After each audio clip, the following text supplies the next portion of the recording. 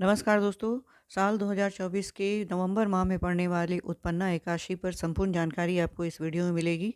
इसलिए इस वीडियो में आप अंत तक बने रहिएगा। साथ ही अगर आप मेरे चैनल पर नए हैं तो मेरे चैनल को सब्सक्राइब ज़रूर करें और अगर वीडियो आपको अच्छी लगे तो इसे लाइक और शेयर भी ज़रूर करें।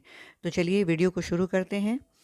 उत्पन्ना एकादशी का व्रत हर साल मार्गशीर्ष महीने की कृष्ण पक्ष की एकादशी तिथि के दिन रखा जाता है। इस उत्पन्ना एकादशी का व्रत 26 नवंबर 2024 को रखा जाएगा। इस साल मार्गशीर्ष महीने की कृष्ण पक्ष की एकादशी तिथि की शुरुआत 26 नवंबर 1:01 पूर्वाह्न होगी। वहीं इस तिथि का समापन 27 नवंबर को सुबह 3:47 पर होगा। इस व्रत का पारण दोपहर 1:20 से 3:40 के बीच में किया जा सकता है। आइए उत्पन्ना एकादशी की पूजा विधि को भी समझें। उत्पन्ना एकादशी के दिन सुबह स्नान के बाद व्रत का संकल्प लें। उसके बाद भगवान विष्णु की मूर्ति स्थापित करें। भगवान विष्णु को पीले फूल, अक्षत, चंदन और तुलसी दल अर्पित करें। इस दिन केवल फलों का ही सेवन करें।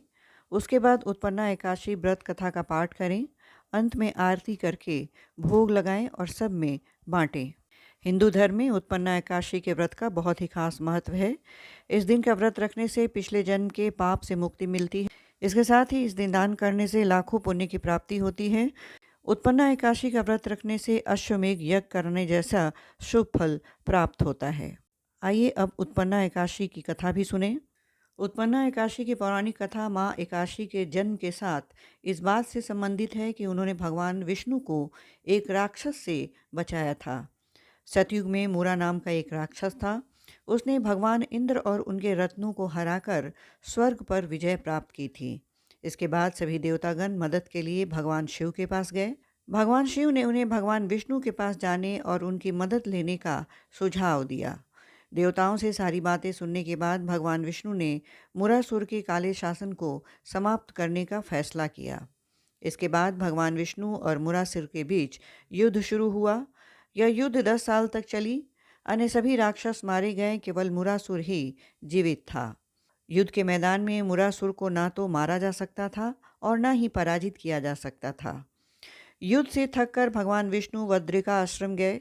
हेमवती नामक गुफा में उन्होंने विश्राम किया और योग निद्रा में सो गए। जब दैत्य हेमवती के पास पहुंचा तो उसने विष्णु पर आक्रमण कर दिया। उस समय भगवान विष्णु के शरीर से सकारात्मक आभा वाली एक शुभ महिला का जन्म हुआ। उसने मुरासुर को लड़ाई के लिए चुनौती दी और अंत में उसे मार डाला। तो मुरासुर को मृत देखकर उन्हें सुखद आश्चर्य हुआ। इससे प्रसन्न भगवान विष्णु ने उन्हें आशीर्वाद दिया और उन्हें उत्पन्ना एकादशी का नाम देते हुए कहा कि लोग उनकी पूजा करेंगे। ये थी उत्पन्ना एकादशी की कथा। अब आप मुझे आज्ञा दें। नमस्कार।